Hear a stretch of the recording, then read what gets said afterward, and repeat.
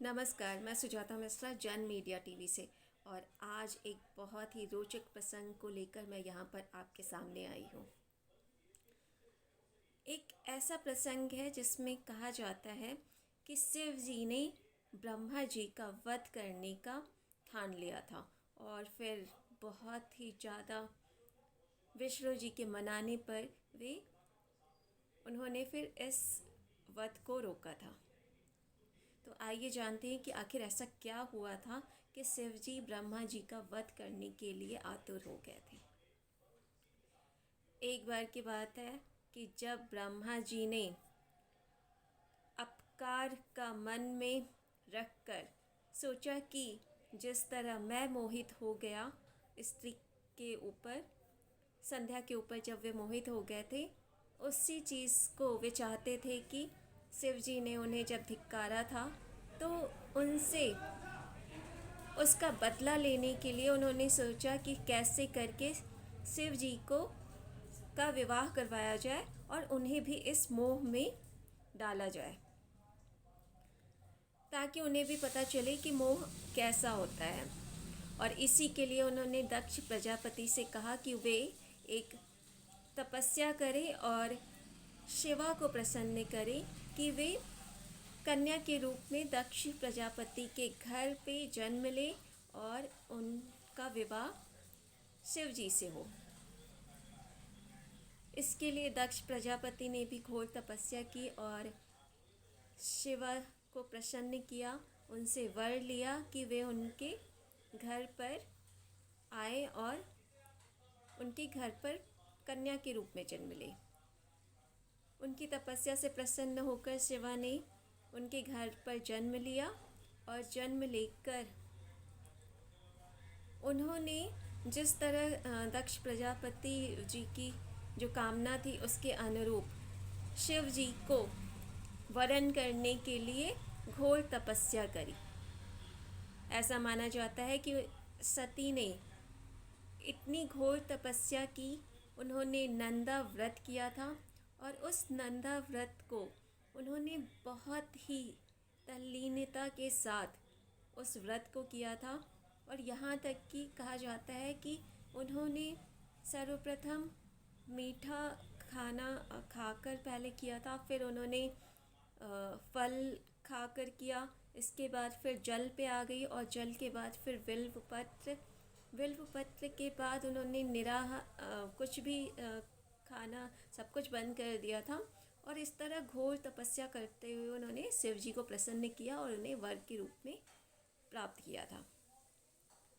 शिव जी के प्रसन्न हो जाने पर जब उनके विवाह का समय आ गया, जब उनका विवाह हो रहा था, उस समय की बात है कि सभी मंत्रोच्चार हो रहे थे और मंत्रोच्चार होने के बाद जब जो अग्नि की वेदी थी उसके फेरे लेने का समय जब आया, तब सती जी ने अपना जब पैर आगे बढ़ाया तो उनका जो चरण है वो ब्रह्मा जी को दिख गया।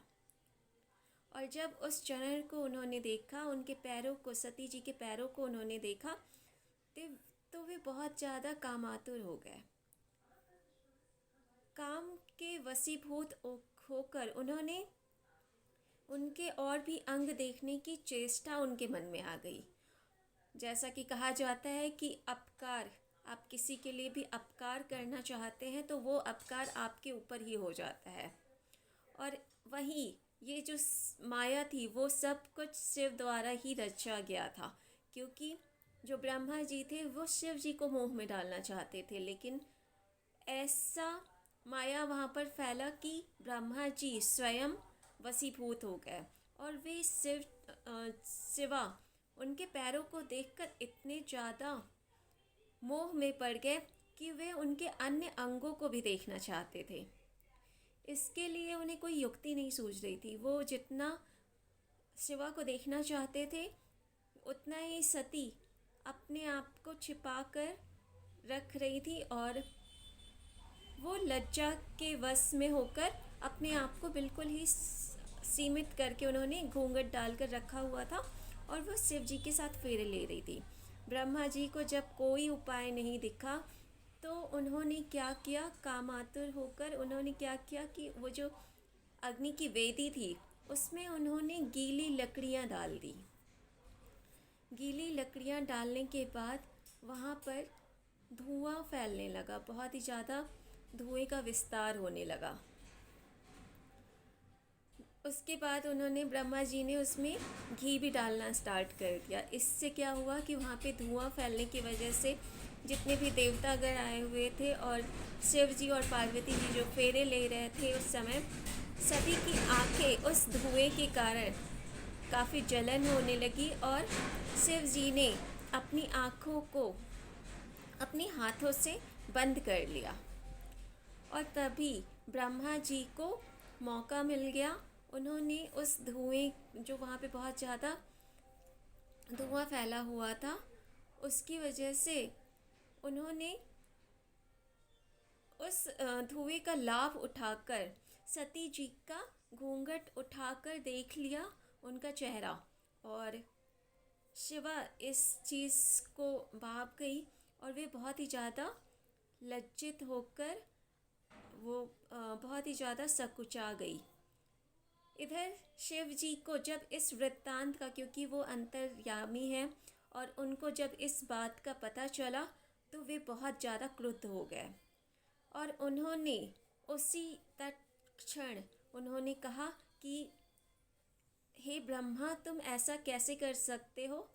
तुमने इस अग्नि की वेदी के समीप ही इतना बुरा कृत्य किया है, और मेरी पत्नी जो सती हैं उनके ऊपर काम का मोह रखते हुए तुमने उनके ऊपर कुदृष्टि डाली है। इसके स्वरूप मैं तुम्हारा आज वध कर दूंगा। और वे ब्रह्मा जी का वध करने के लिए उनके पास आए। इस पर ब्रह्मा जी अपने आप को बचाने के लिए वो क्षमा याचना करने लगे। इधर सारे देवता भी काफ़ी परेशान हो गए कि अगर ब्रह्मा जी का वध हो जाएगा तो सृष्टि का विस्तार कैसे होगा।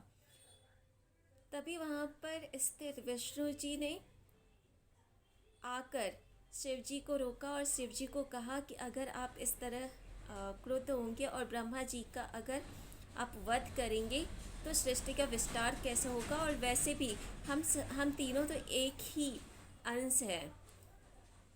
मैं आपसे उत्पन्न हूँ और आपसे ब्रह्मा जी उत्पन्न हैं, और हम तीनों का जो कार्यभार है, संहार, पालन और विस्तार, ये सारा जो कर्म है वही रुक जाएगा अगर आपने ब्रह्मा जी का वध किया। तो कृपा करके इन्हें क्षमा कीजिए।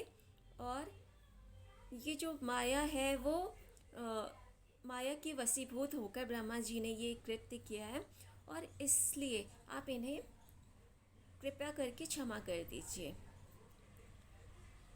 जब विष्णु जी के इस तरह के वचन शिव जी ने सुना तो वे, उनका जो क्रोध है थोड़ा शांत हुआ, और तब उन्होंने ब्रह्मा जी से कहा कि तुम्हारे इस कुकृत्य की वजह से मैं बहुत ज़्यादा क्रोधित हूँ, और आपका जो तेज था, जब आपने सती को देखा था उस समय आपका जो एक तेज था वो अग्नि में वहीं पर चला गया था, जिसको कोई भी धारण नहीं कर सकता है। दूसरा तेज पृथ्वी पर गया और पृथ्वी पर उस तेज के 4 भाग हो गए, और उन 4 भागों को संवर्त, आवर्त, पुष्कर और द्रोण कहा जाता है, जो कि आकाश में बादलों के रूप में वहाँ पर परिवर्तित हो गए। इसके बाद वो जो बादल के रूप में वहाँ पे परिवर्तित हुए थे, वे भयंकर गर्जना करने लगे, जिसकी वजह से शिव जी का जो क्रोध था वो शांत हुआ। तब उन्होंने ब्रह्मा जी को कहा कि आप अपने सिर के ऊपर अपना हाथ स्पर्श कीजिए, और जैसे ही ब्रह्मा जी ने अपने सिर के ऊपर हाथ स्पर्श किया, वैसे ही उनके सामने वृष वाहन प्रकट हो गए, और इसको देखकर ब्रह्मा जी काफ़ी लज्जित हुए और कहा जाता है कि तभी से माना जाता है कि जो भी मनुष्य वृषवाहन का वृषवाहन का जो दर्शन कर लेता है उसके जो पाप होते हैं वो कट जाते हैं। और जो ये ब्रह्मा जी का जो ये शिव जी के ऊपर अपकार करने का जो कृत्य था, उन्होंने जो सोचा था, उसका फल हमेशा आप कभी भी देखो कि आप जिसके ऊपर आप चाहोगे कि उसका हम बुरा कर दें तो कभी हमेशा ऐसा होता है कि वो बुरा आपके साथ ही हो जाता है। और यही चीज़ ब्रह्मा जी के साथ भी हुई। तो इस कहानी से हमें शिक्षा लेनी चाहिए, जो कि ये कहानी शिव महापुराण की है और बहुत ही ज्ञानवर्धक है कि हमें कभी भी किसी को नीचा दिखाने के लिए ऐसा कोई भी कार्य नहीं करना चाहिए जिससे वो चीज़ें हमारे ऊपर ही घटित हो जाती है। तो आपको ये कहानी कैसी लगी? और अगर आपको ये कहानी में कुछ भी पूछना है तो आप नीचे कमेंट बॉक्स में कर सकते हैं। कोई भी क्वेश्चन हो आप कमेंट बॉक्स में डाल सकते हैं, मैं उसका आंसर ज़रूर करूँगी। Thank you for watching.